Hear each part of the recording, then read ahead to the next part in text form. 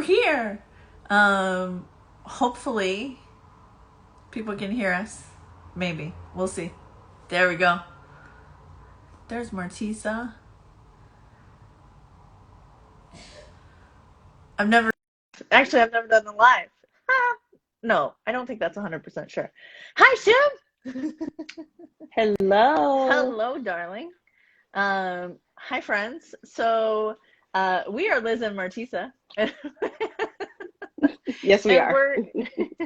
We're gonna talk about how we know each other for a second, and then we hope we're also going to talk about how joy and accountability go together.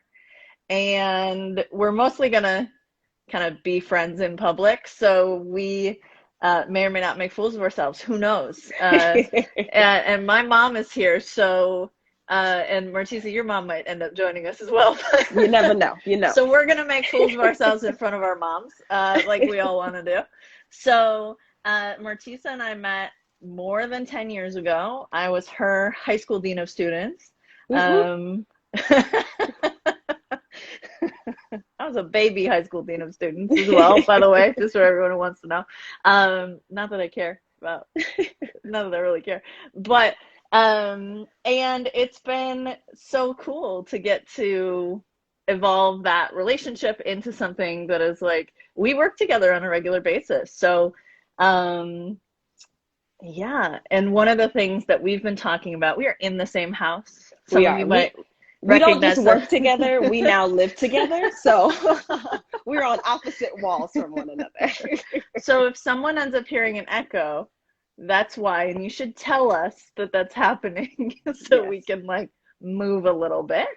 But as we've been sharing space for the first time in a lot of years, Yes. we've gotten to this place of realizing how particularly Martissas work around a consistent joy practice dovetails with mine around an accountability practice. So that's what we're kind of hoping to share today. So Martissa, do you want to talk a little bit about what a consistent joy practice like actually looks like? Yeah, I mean, I think that it's like one of those things that are extremely individualized to the person. For me, my joy practice looks like a lot of things, but it's rooted in my desire for a fully realized life. It is rooted in my desire to lead a very radical and liberatory life. And part of that looks like just pure joy, pleasure, peace. Like those are the ways that I want my life to feel. And so in order to come into that space, I'm moving things around here. In order to come into that space, I think that there's multiple things that have to occur. And I think accountability to oneself like starts at the crux of that place. But right now, my current joy practice looks like morning existential social talks with you at like 6 a.m. After we walk the dog. After we walk the dog. It looks like sitting in the sun. It looks like travel, and it looks like really great orgasms. And putting on a red lip when necessary. And putting on a red lip when necessary. Yep. Even when you're sitting in your house. So one of the things that I said to you that I think might be useful for some other folks, we are both Capricorns, right? Yes. We have like big earth sign energy. I had someone ask me a couple weeks ago what I do for fun, and I'm like, I spreadsheet for fun. Like that's what I do for fun. And so sometimes I'm like, so Martissa, what does that look like for me? What does a sort of joy practice look like when I don't do a red lip. A red lip doesn't look good on me. And there's a lot of people out there right now who will say joy has to look like this specific thing.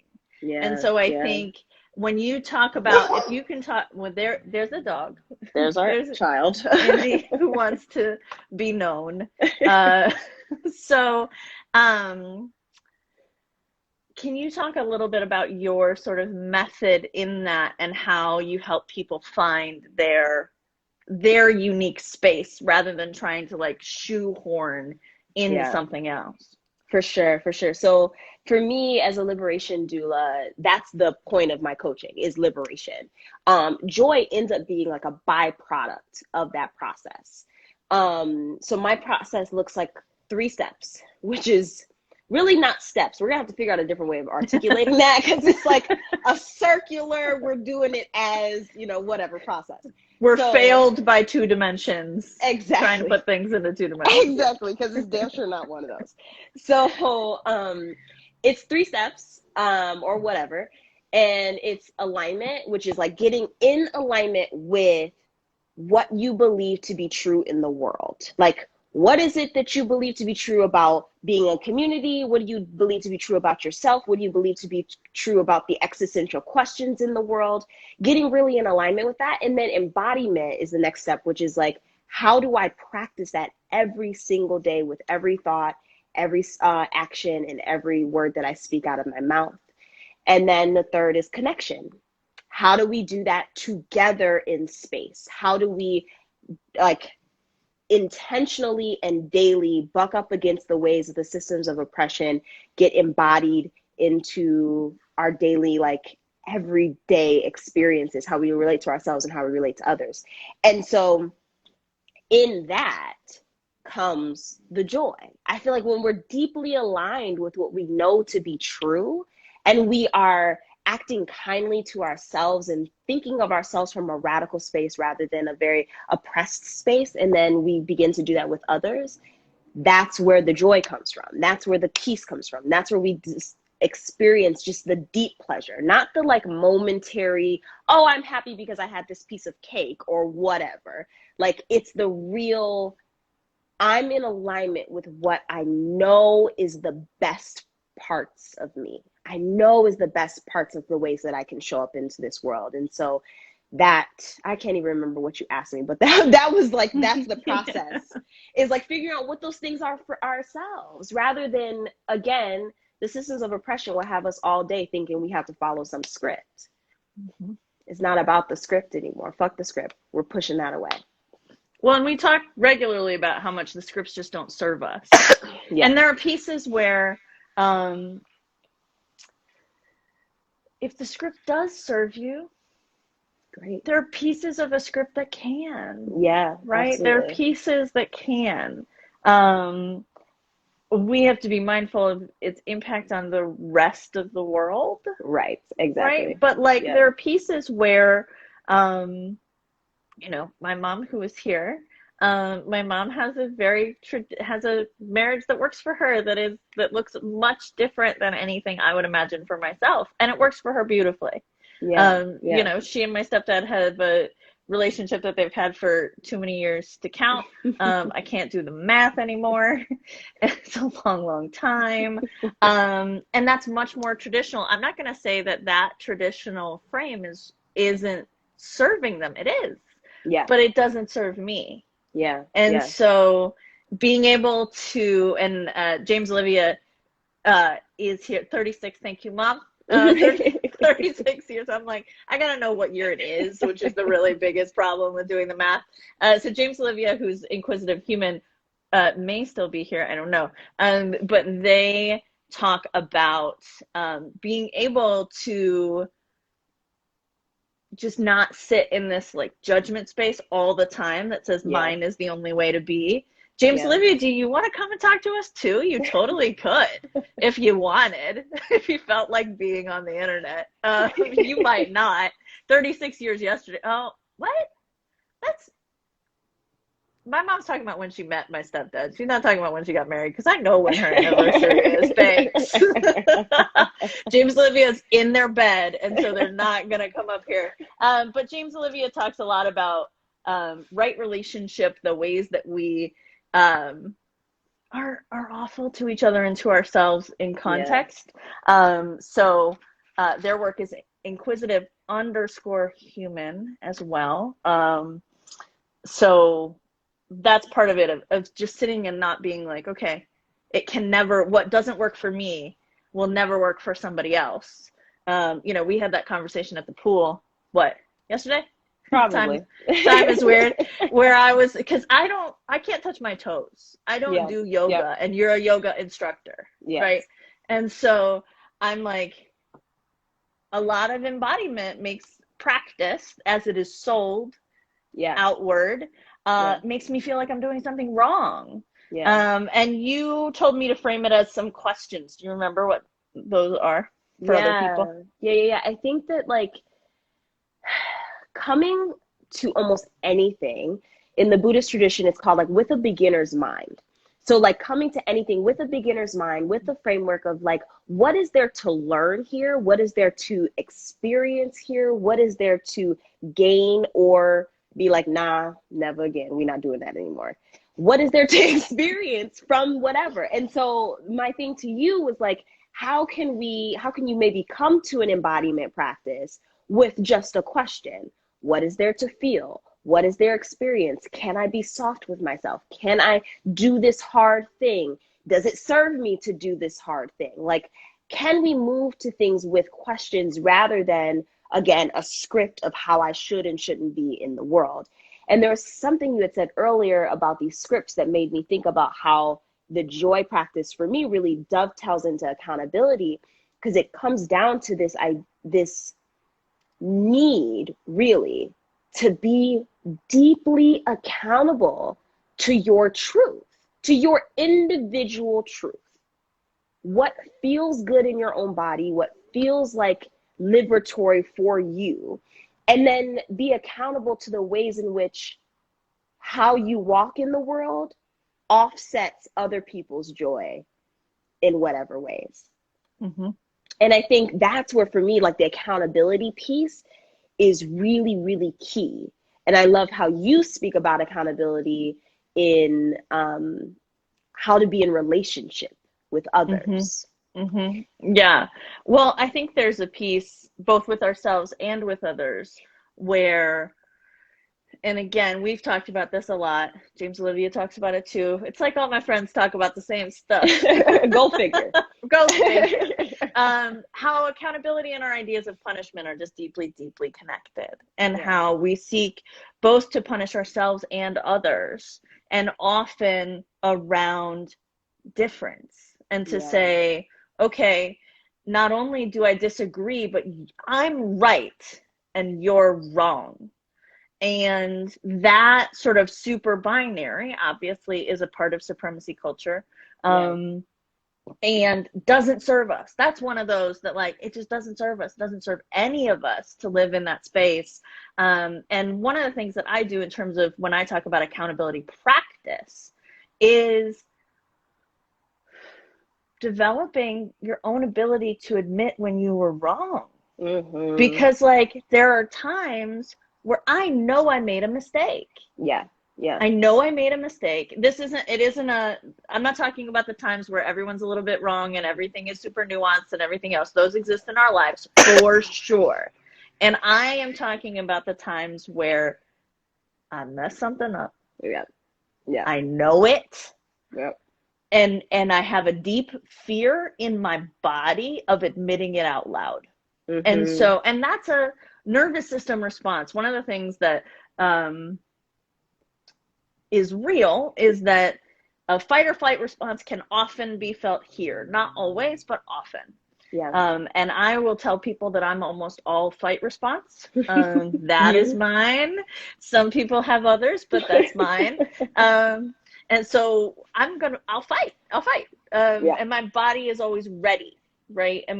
And so part of that is learning the discernment to say, I'm activated here. Mm-hmm. I can feel it here. And Polyvagal Theory, which was developed by Stephen Porges in 1997, some of the most accessible books, I think, are written by Deb Dana. She talks about the Polyvagal Theory in therapy. 2 of her books are written for therapists, but I would say anyone who learns via books would be here for it, because they're accessible whether you're a therapist or not. I am not. But one of the things that she talks about is how story follows state. And so your nervous system is making decisions about your safety without your conscious mind. And then you're in a different state. And there's more to it than that. There's more to it. But you're in a different state of your nervous system. And so if I'm activated, I actually have less access to the part of my brain that understands nuance. Yeah. And so if I'm afraid, I'm more likely to slam into that binary and say, I'm right, you're wrong. Yeah. And so how do I manage my own thing to, one, get better at reflecting about when I was wrong, being able to like see my own wrongness, and then being able to sort of work through my own nervous system responses. And people do that in therapy, but therapy isn't accessible to everybody. Right. And it's not a thing that, like, if you're in the middle of a meeting, you can't like pause for therapy. Gotta call the therapist. Hold on, just give me a second. Sorry, gotta go. But you might be able to pause in general. I would love to see more folks in business situations be able to say, I need a minute. I'll be right back. Because what happens in that activated space is we end up saying things we don't mean. Yeah. And, or we do mean. Right. But we wouldn't say them if we really were, they're not something we really actually wanted to say out loud. So. Right. Yeah. And what I think is so like necessary or like good to know about those moments when we're like highly activated is that like our brains literally shut off the like reason and like, oh, I had these incredible plans to be in my joy and to be in my creativity and to be reasonable. Like our brains just shut that down. So our ability to regulate, or at least like notice when we have fallen into that space, is so critical for, we got a lot of sounds going on over here. It's so critical for like, how am I gonna move next? What's the next move? Like knowing how to be able to slow down and say, okay, I recognize the story that's being played. I recognize that I am like feeling something in my body is I feel like in so many ways, the first step to both being accountable in space to yourself and to others, and the first step to like coming into your joy. Mm-hmm. It's from that space of like, let me be still and know.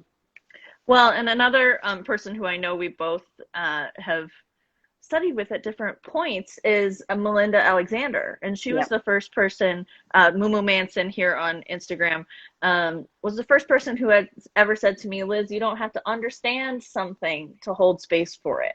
Mm-hmm. And I love that. My big Capricorn energy was like, excuse me? I don't believe that's true. I'm sorry, what? and that's important as well, to be able to go. So what the way it works for me anyway is I will feel that sort of activation in my chest, and then I will walk away from the thing. Yeah. Like sometimes it's an email. I'm like, we're not responding to this right now. And it's not so much about why it happened or what it is or what the story is or anything else. It's just going, we maybe shouldn't respond right now. Yep. And so like that, being able to get a little distance from things, which is also where the urgency that rules our lives in lots and lots of ways, again, because of supremacy culture, doesn't serve us. Yeah. Because if we have to do it now, then we don't have any time for that, like, I'm going to take a second. I don't know what's going on for me. And sometimes you want to know, and sometimes you want to dig in, and sometimes you want to like take it to your therapist. And sometimes you don't. No. Sometimes you just are like, okay, this was a thing. It passed. And I'm going to move on in my existence now. Not everything has to be for the fire truck's running down the road. Not everything has to be a 5-alarm fire. Right. So, right. No. And I think like joy doesn't happen in the urgency. Like, joy doesn't happen, the peace doesn't happen, the alignment doesn't happen in those moments of like fight or flight, in that moment of like, I gotta do it now. It happens when we've taken a step back and been like, oh, this is what feels good, you know? And often like what feels good isn't happening because we're moving like this. It's happening because we've slowed down a bit and started to really be present with what is. Well, and I think we're all sort of sitting at this moment of, you know, we've had a million different experiences of the pandemic. Yep. And I do think it's interesting the way folks kind of talk about stuff as though there has been some sort of singular experience. And I'm like, okay. Yeah. I don't know two people that have had the same experience. Yep. And so sitting in that, there's a lot of us, myself included, who are going to continue to be activated for a while. Yeah. And part of that is about like, yes, there's a really big thing happening in the world and continuing to happen in the world. And the more we can judge ourselves less for the way we respond to things, I think the better we can move through them. Absolutely. It like ultimately comes down to grace. Like, we've got to give ourselves grace. I mean, we've got to give ourselves grace in order to like be accountable to the ones that we love. We've got to give ourselves grace in order to begin to even navigate what does it look like to be in alignment with our joy and with our pleasure. We've got to give ourselves enough patience, enough stillness, and enough like step back in order to like step into whatever it is that we're calling in. There's no way that we can be doing that from a place of I should, I need to, I have to, or the urgency that capitalism will have us, has really ingrained not only into our culture, but into our very nervous systems, like into the program of our nervous systems. Well, and this moment of, you know, you and I are both in the United States. I know there are folks joining us from other places, but there hasn't been anything for us, for the most part, for here in the United States, but there's been a federal eviction moratorium. There have been state eviction moratoriums, and most of that is ending in July. Yeah. And so there's also, I think, this particular moment that we're in, this summertime moment, is going to be really hard for a lot of people, because there are folks who are saying, okay, well, you got to be okay now. Get back to it. A friend of mine is in Florida and on unemployment in Florida, and they had federal, and now the state of Florida has shut off the federal unemployment because, quote unquote, not enough people are going back to work, which again, because people aren't getting paid enough money. Which I know we're talking about joy, we're talking about accountability, and the amount of money we get paid, it is the foundation. Directly impacts both of those things. Absolutely. Because instability in finances, in housing, you can't access anything else because you are in survival mode 100% of the time, because your actual survival is threatened. And I think that's really actually an important like pin that we throw in, that I'm often thinking, I'm talking to my work from a privileged standpoint, from the standpoint of like, most of my needs are met. Most of the time that I don't have to worry about my survival. And so that is, from that standpoint, I'm able to do this joy work. I'm able to do this accountability work. I'm able to do this liberation work. But when we want to talk about the foundation of liberation, it cannot happen unless everyone's needs are met. It cannot happen unless you don't have a paycheck coming in. It cannot happen unless you know where your housing is and your food is and your safety is. Like, let's like take a moment to like let us pin that as the necessity, the real necessity to these things. Well, and I think it dovetails in as well, because when you talk about connection, and when I talk about accountability, we are also talking about our connection and our accountability to society and to undermining these systems of oppression, because we can't be out here stable in our housing and not be working towards stable housing for everybody. Yeah. Right? Like, yeah. We both are, since we're in the same place right now. I'm in my mind, you're in Rochester, you're not, you're in the living room. Nope. But nope, I'm right there, right over there. But LA has a giant population of folks who are without homes. And that's huge. There's no reason that should be so. Right. So there's, what's nice is that there's big organizing here in Los Angeles around support and around real, like, actual support, not like, let's just perpetuate the problem. Right. And that's why for me, I'm really building my practice around this idea that joy is a human right, because I think we just have to think about justice in more radical ways. We need to think about how we support our community in more radical ways. And I'm like, I won't believe it's justice until I have access and most marginalized folks have access to joy. To me, we will not have a world that is just and free until that is the truth. Mm-hmm. So if we have not gotten there, we have not done enough work. Mm-hmm. We have not done enough work. So I'm like, in some ways it like goes without saying that we need to be working on the homeless problem. Like, we need to be working on these things, and we need to be accountable to one another. Like, I think that the beauty about accountability is not only how scalable it is, that like between people that I love from a one-on-one standpoint, there's a practice of accountability. There is a practice accountability of just with me and myself, making sure that I'm in alignment with my values. But there is a practice of accountability that happens on a global scale, on how we show up in a way that is equitable and just, in an alignment with the collective liberation. And I think we have to begin to think about it in those levels. And I also think we have to start thinking about joy in those levels. Like, I think we need to think of joy as not just a singular experience, but a collective one, a one that we can constantly invest in for one another. And once we do that, I think we'll just live in a different type of world. We really will live in a different type of world.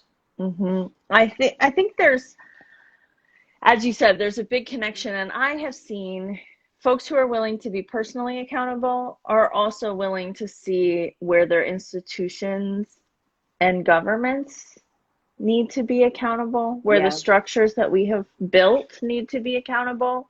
And I think that skill set goes together. I think those muscles are built together. Because once we start to break the hold that punishment has, that says that if you make a mistake, you are a mistake. We see the connection, to me anyway, where we cannot dispose of humans. We cannot just lock away people that are deemed a problem. And, there's here in Los Angeles, the biggest mental health care provider is the California jail. Right? And like, that's messed up. That's why we talk about abolitionist practice. I also want to say one of the other folks who has been talking about joy for a very long time is Ebony Janice, right? Ebony Janice and Thea Monnier did a lecture this time last year about sustaining joy in anti-racist work as well. That is really, really helpful. One of the things that Ebony Janice talks about is how we need, that her practice, rooted in being a Black woman, is joy and liberation now, that it's Yeah. not a thing we get to later. Yeah. And I think that your embodiment of that sort of pulls at a similar thing, where that it is important to say, and I will say as white folks, to support Black women in their joy, Black Yeah. trans folks in their joy, Black non-binary folks in their joy, right? Absolutely. I'm not excluding Black men, but I would like to also call out folks just in general, right? So,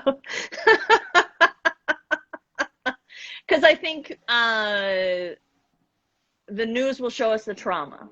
Yeah, yeah. Because this trauma sells ad space. Yeah, absolutely. And I think that's a piece of capitalism too, right? The trauma sells ad space. And so we don't get to see the joy. And that's where it's like we have to divest. Like, this is where divestment comes in. It's like we have to divest from the, I don't even know a nice way or an appropriate way to talk about it, but from the way that the media like spins the trauma, right? Like, we have to divest from this idea that of the sensationalism, and begin to invest our time, our money, our brain space, our imagination into a joy paradigm, into an actual liberatory accountability paradigm, because that's the only way we get free. Like, I will forever quote Audre Lorde in that, like, the master's tools will not dismantle the master's house. Forever and a day, I will go back to that, because our investment in sensationalism, in trauma and trauma porn and all of that is all tools of the master's house. It is the workings. So the more that we can, and that's why also I say, and why my work is based on the individual and like getting to the work on a one-on-one level, is because it's in the hearts and minds of people that this thing blows up into the community. And so as we begin to ourselves experience what it feels like to be in our joy, to experience what it feels like to be in our pleasure, that's when we can begin to really, truly, and radically imagine that and work towards that from a collective space. Well, and there's lots of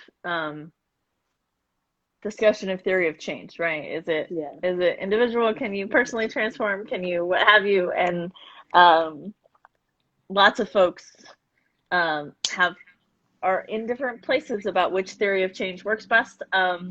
Carlos Saavedra and the organization Momentum has done a lot of work on theory of change stuff. And there are, in general, 3, which is personal transformation, changing dominant institutions, and building alternatives.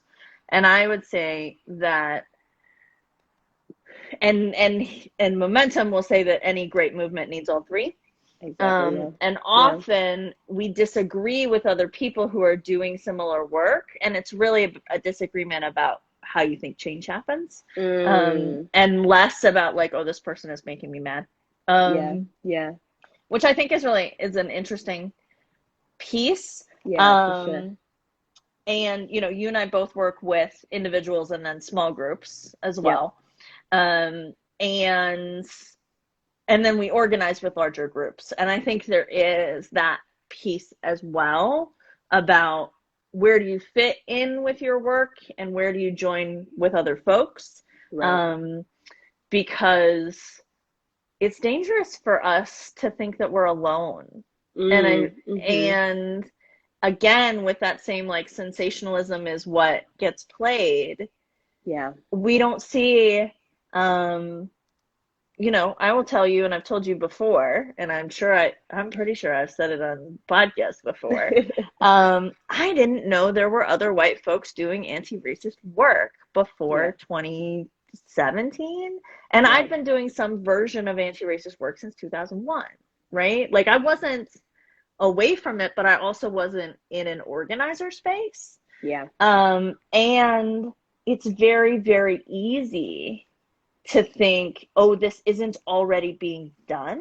And I'm currently reading Care Work, which I will, after this, friends, I'm going to put this in spaces. I'm going to make sure we have captions, and I'm actually going to do a little transcription and stuff. So it's going to be exciting, and I will link to it.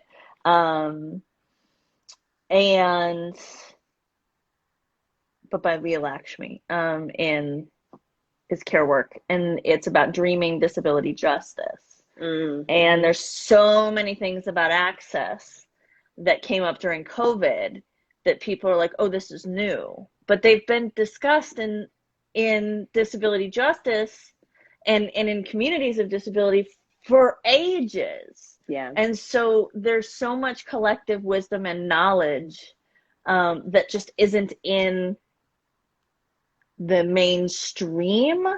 And then I will also say, as white folks, we like to imagine that we made it, that we like invented something and or like found something, when really that's not necessarily true. That's not to say there's no innovation, but I think a lot of ideas exist in the world, and we like to and it's important for us to be connected so that we can see where those things are happening, right? Yeah. Rather than having to reinvent every wheel ever in the history of the universe. Absolutely. Absolutely. That actually feels like a really good segue. It's a shameless plug here. I was like, oh yeah, doing it in community. For me, I think in so many ways that this work is I've said the foundation 1,000 times, but one of the foundational pieces of it is how we can imagine and dream. And so thinking about, again, Ebony Janice's work around dreaming yourself free has been hugely impactful. Just that language, like I haven't even done that work with her, but just the language around that feels really necessary. And part of the personal transformation work, I think, is to expand our imaginations. Like, can we expand what we believe to be possible about the world, for ourselves, all of it? And so I'm going to be leading a dream session called Dreaming the Impossible Possible. And if you are interested, if you're listening to this now and interested in joining, you can find that interest list at the link in my bio. But I think there's something to be said, and I was thinking about that because you were talking about being in community so that we're not reinventing the wheel. And I think when it comes to our imagination and to our dreaming and like what is possible, doing that in community is so important because our own imaginations are so limited. My imagination is limited to my experience and what I have seen. But if I can dream with you, like you're one of the reasons why you're such a huge part of my joy practice is because now that we live in the same home, I get to like dream with you every day. So like my imagination gets to expand daily. My imagination of what's possible gets to expand daily. And I think that's a critical point or part of a joy practice is like, how can we expand? How can we see more things possible so that we can live into the world? We can create the world that we really want to live in. Yeah. If we're not in conversation with other people, we do think we're alone. Yeah. And some of this is hard stuff. Like you and I talk about dealing with a scarcity mindset, which is deep, right? Yeah. And what does that look like to do that together rather than just separately? Yeah. And I will say, I think that curating a social media experience of people who can remind you of things that are true is helpful, right? So like Ebony Janice is in my feed, Thea Monnier is in my feed, JT Perry is in my feed, and Mara Glatzel is in my feed, James Olivia is in my feed, you are in my feed, right? And folks who are regularly saying, you know, here are things to think about, but also you're not alone. You're not the only one who's thinking about this. You're not the only one who struggles with these things. You know, MSW Jake Ernst is another one who is a therapist out of Toronto, talks about safety, roots of safety. And I think if we're gonna endlessly scroll, let's endlessly scroll in ways that support us rather than don't. Yeah, right? absolutely. Because I think we can get in that trap of, I think it's really, really easy to start thinking like we're not good enough. Yeah, yeah.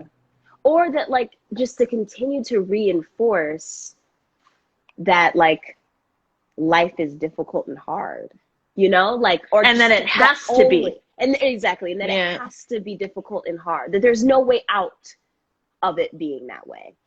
I think we absolutely reinforce a lot of things with the ways that we scroll through our phones all day, every day.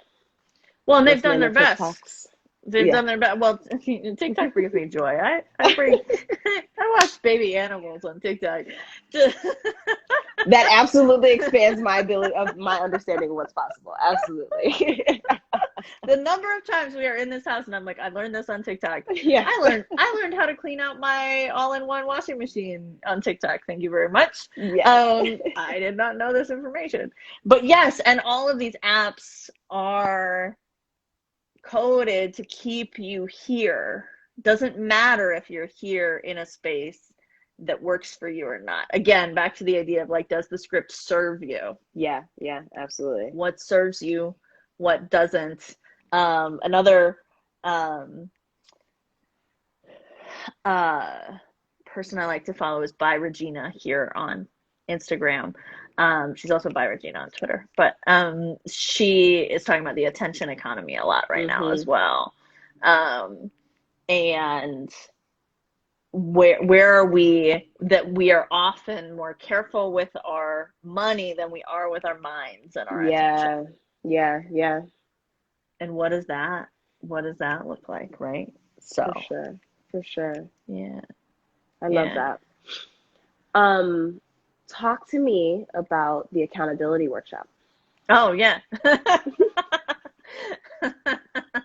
I am running an accountability workshop in June, and it's 2 sessions. They're either Fridays or Saturdays. I always like to talk about logistics first. That's my Capricorn. I make spreadsheets for fun, friends. I make spreadsheets for fun.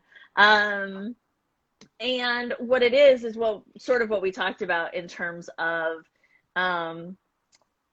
minding your nervous system, figuring out, a lot of us come from places, families, schools, workplaces, communities, where there's no admission that we're ever wrong, no admission from someone further up on a power dynamic than we are that they were ever wrong. And I call that our legacy of repair. Like, what is our legacy of repair? Which these are things you can do without coming and signing up and being with me, but you can if you would like. Really digging into what are our ideas? How have we treated repair in our lives? Is it necessary? Is it a thing you have to do? Is it the thing you get to joyfully do to be in connection with other people when you've messed something up? Again, this is when I know I messed it up, I messed it up. So legacy of repair, we also spend time talking about what I call your grace go bag, which I have developed in a couple different pieces and programs of mine. But what it is what do you need to remind yourself that when you make a mistake, you're not a mistake? Because sometimes we forget. And that getting into I've made a mistake throws us into a really deep shame spiral, which is actually like not that helpful in the world. And so how do we resource ourselves that way? And then how do we reflect on what happened in ways that are helpful to us? And then how do we make amends? And what does it look like to have put out something that you think is honest and real, and have someone say, thank you for that. I'm actually not ready to be in relationship with you again. And like recognizing what that can look like as well. So it kind of covers a lot of those things. It's meant to be a space to practice at some of those so that your nervous system can get used to it, so it doesn't feel quite so much like dying. Yeah. Because we are always running from survival instincts. And there was a time in our evolutionary history that is not long enough ago for our brains, that a mistake was fatal. All mistakes were fatal. And so there's some part of our brain that still feels like, I made a mistake, I might die. So like, I just like to remind people that that you're not alone in that feeling either, right? Like, accountability, I think, is one of the deepest ways we connect with other people and build trust. And it's a thing that makes us feel like dying. Yes. It can be both of those things at once. Yeah. And so how do we hold that in ourselves with care, while recognizing that amends are a thing that make us better? Yeah. Yeah. Right. I love that you said, like, how can we make it a joyful practice? Like, how can we make accountability a joyful practice? And I was like, ooh, that just delighted me. Like, what does it look? Because I mean, like you said, accountability creates deeper connection. That's the whole point. The whole point is to be in deeper connection. And being in deeper connection is, or should be, hopefully is a joyful thing. So how can being accountable for the ways that we fudge something up still feel like joy, even when our nervous systems maybe can't access that?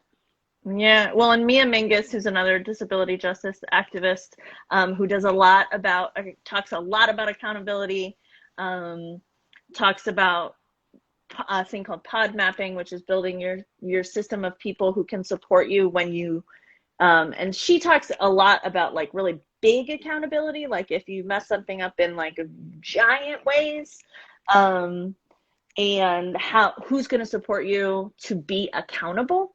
Yeah. But she's got a quote that I will share as well that is to that effect, that is like, what if we ran with joy towards